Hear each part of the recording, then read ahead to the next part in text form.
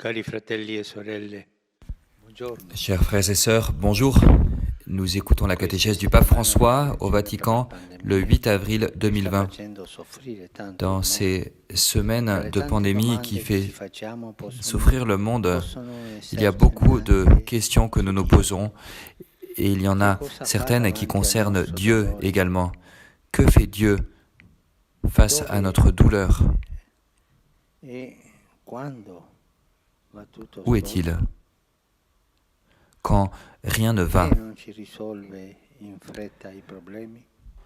Pourquoi ne résout-il pas pour nous les problèmes? Ce sont des questions que nous nous posons sur Dieu. Et le récit de la passion de Jésus peut nous aider, ce récit qui nous accompagne pendant les jours saints. Là aussi, il y a beaucoup de questions. Les gens, après avoir accueilli Jésus triomphalement à Jérusalem, se demandent s'il va finalement délivrer le peuple de ses ennemis.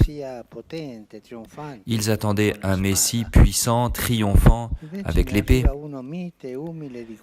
Et en revanche, il en arrive un qui est doux et humble de cœur, qui appelle à la conversion et à la miséricorde.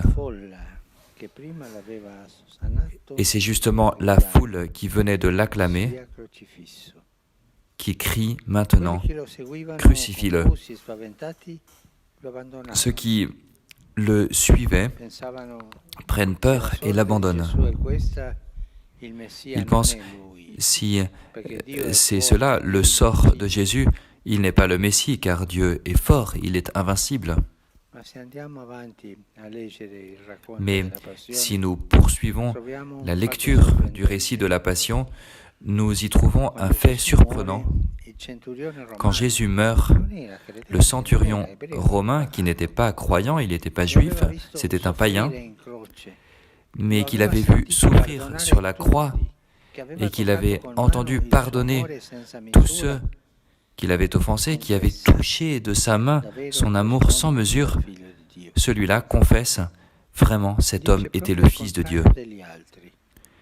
Il dit justement le contraire des autres. Il dit, là se trouve Dieu, le vrai Dieu. Aujourd'hui, nous pouvons nous demander quel est le vrai visage de Dieu.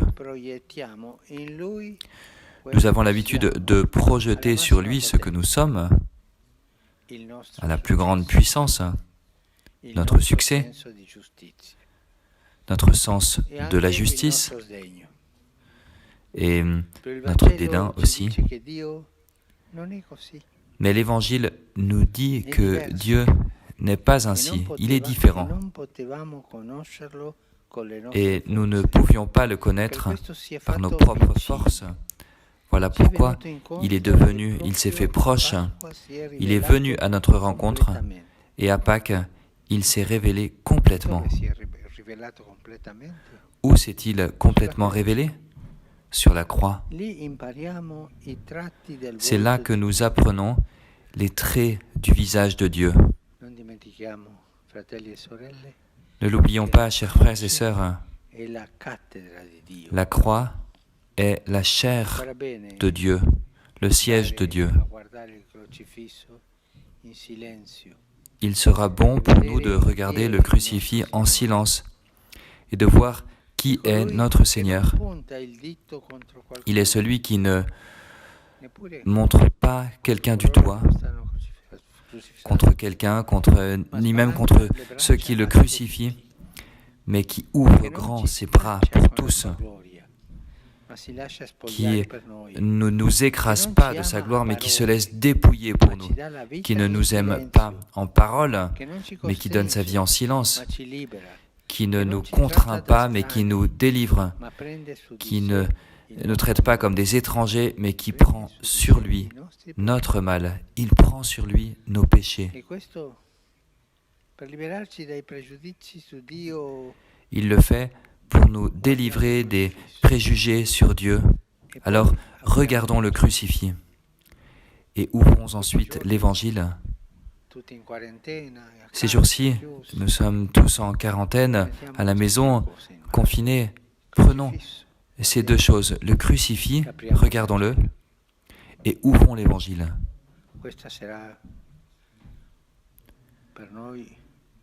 Ce sera pour nous, comme, disons-le, une grande liturgie domestique, car nous ne pouvons pas aller à l'église ces jours-ci.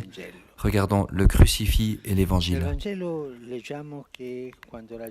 Dans l'Évangile, nous disons que quand les gens vont trouver Jésus pour le faire roi, par exemple, après la multiplication des pains, Jésus s'en va. Et quand les démons veulent révéler sa majesté divine, il leur demande de se taire. Pourquoi ? Parce que Jésus ne veut pas être mal compris. Il ne veut pas que les gens confondent le vrai Dieu qui est amour humble avec un faux Dieu, un Dieu mondain, qui se donne en spectacle et qui s'impose par la force. Dieu n'est pas une idole. C'est Dieu qui s'est fait homme, un homme comme chacun de nous, et qui s'exprime comme homme, mais avec la force de sa divinité.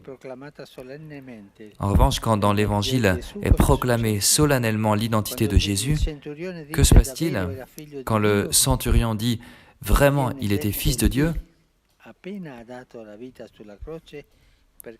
c'est là que c'est dit là où il donne sa vie sur la croix parce que ainsi on ne peut plus se tromper, on voit Dieu tout-puissant dans l'amour et non pas d'une autre manière.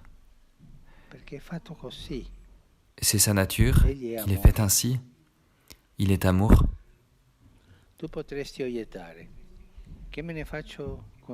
Tu pourrais objecter, que puis-je faire d'un Dieu faible, de ce Dieu-là, un Dieu qui meurt? Je préférais avoir un Dieu fort, puissant. Mais tu sais, le pouvoir de ce monde passe, alors que l'amour reste. Seul l'amour garde la vie que nous avons, car elle embrasse nos fragilités et les transforme. C'est l'amour de Dieu qui, à Pâques, a guéri nos péchés par son pardon, qui a fait de la mort un passage de vie, qui a changé notre peur en confiance, qui a changé notre angoisse en espérance. La Pâques nous dit que Dieu peut tout transformer en bien, qu'avec lui, nous pouvons vraiment avoir confiance que tout ira bien. Et cela n'est pas une illusion, car la mort, la résurrection de Jésus ne sont pas une illusion. C'est une vérité. Voilà pourquoi, au matin de Pâques, il nous est dit « N'ayez pas peur ». Et les questions angoissantes sur le mal ne s'effacent pas d'un coup, mais elles trouvent dans le ressuscité le fondement solide qui nous permet de ne pas naufrager. Chers frères et sœurs, Jésus a changé, a transformé l'histoire en se rendant proche de nous. Il l'a rendue, même si elle est encore marquée par le mal, une histoire de salut. Il a rendu l'histoire une histoire de salut. En offrant sa vie sur la croix, Jésus a vaincu la mort même. Du cœur ouvert du crucifié, l'amour de Dieu atteint chacun de nous. Nous pouvons changer nos histoires, nous approcher de lui, accueillir le salut qu'il nous offre. Frères et sœurs, ouvrons-lui tout notre cœur dans la prière. Cette semaine, ces jours-ci, avec le crucifix et l'Évangile, ne l'oubliez pas, le crucifix et l'Évangile, la liturgie domestique. Ouvrons-lui notre cœur dans la prière, permettons que son regard puisse se poser sur nous Et alors nous comprendrons que nous ne sommes pas seuls, mais que nous sommes aimés, car le Seigneur ne nous abandonne pas, il ne nous oublie pas, il ne nous oublie jamais. Avec ces pensées, je vous souhaite une sainte semaine, une sainte fête de Pâques.